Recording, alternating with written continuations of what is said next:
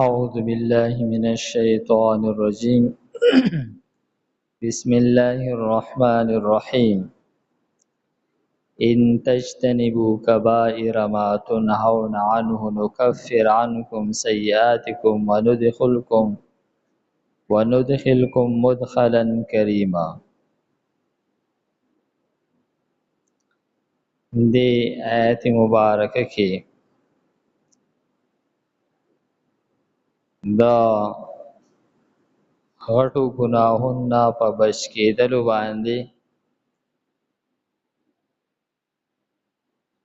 بشارت بیانېږي. دوا انعامات هغه باندې بیانې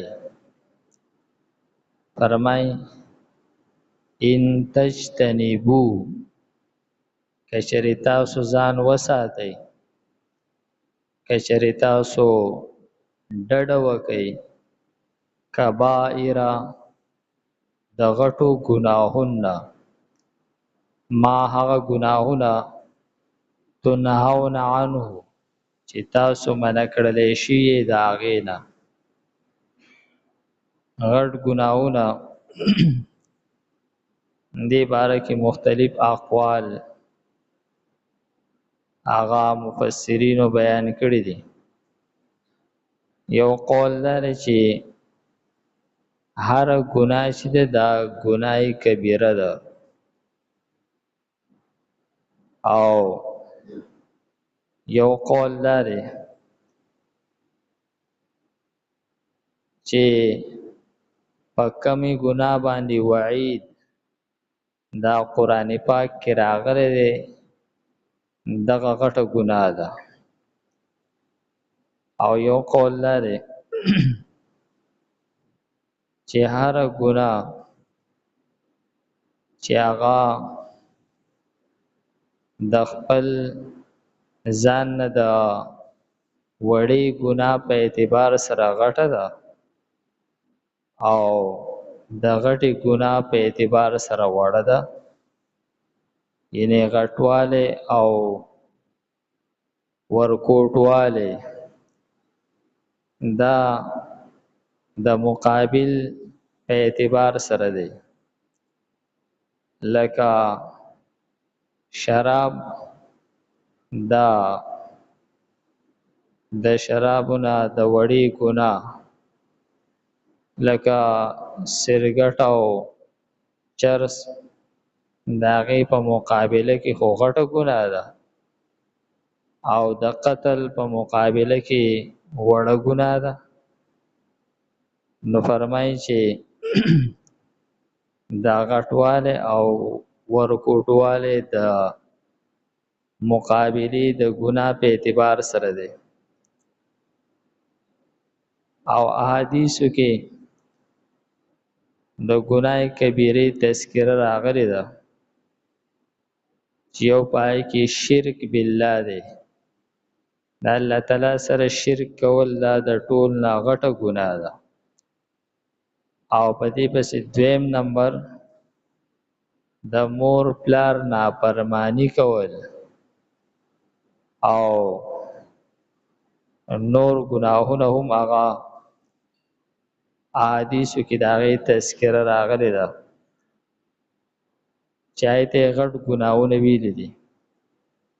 نو بیا یو قول دا دی چې کم ګناهونه د دې ګناهونو کم چې احادیثو کې ذکر راغلی دی د هغې سره برابر دي یا د هغې نه سیوا دي، نو دا ټول غټ ګناهونه دي.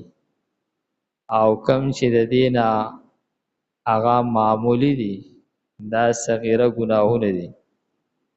نو فرمای ان تجتنبو کچری تاسو ځان ساتئ کبائر د غټو ګناهونه ما هغه ګناهونه تنهون عنو چې تاسو منع کړلی شي د هغې نه، لکه د یتیم مال خوراک یا د یو بل مال په ناحق سره خوړل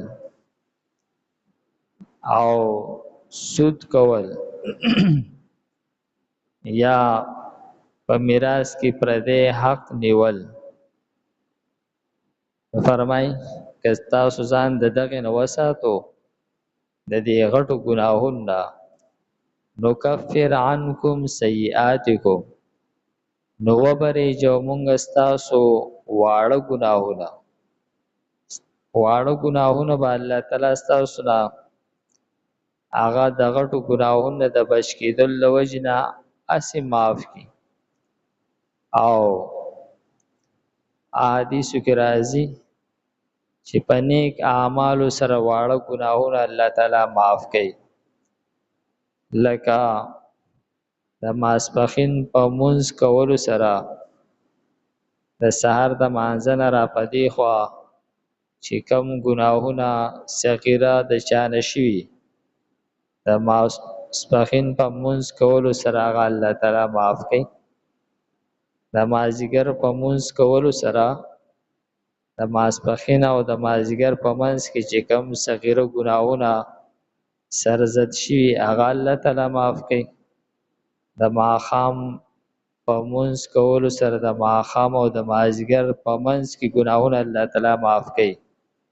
او دغه شانتي د ماوستن په مونځ سره د ماوستن د مانځه نه مخکې ګناهونه الله تعالی معاف کوي. او د سحر په مونځ سره د ماوستن او د سحر په منځ کې صغیره ګناهونه الله تعالی معاف کوي.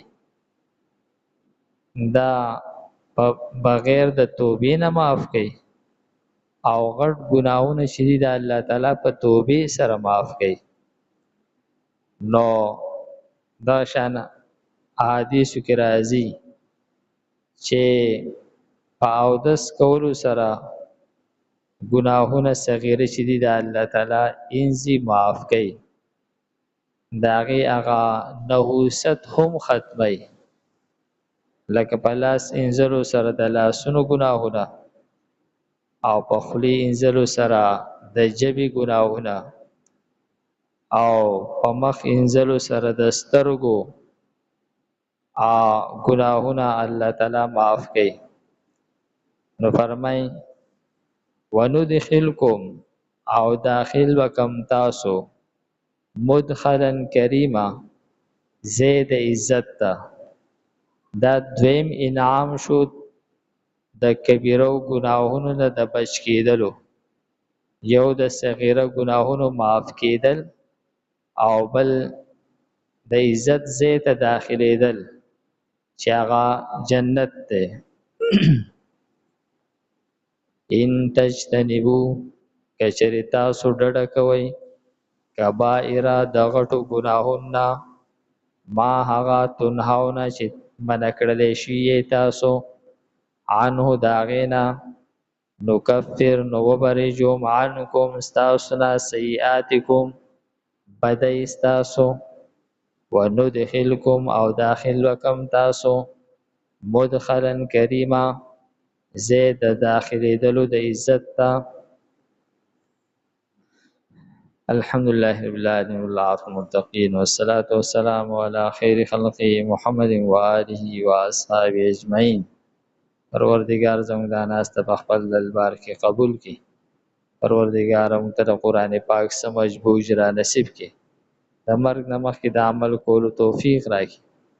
وصلی الله تعالی علی خیر خلقه محمد و آله و اصحابه اجمعین برحمتک یا ارحم الراحمین.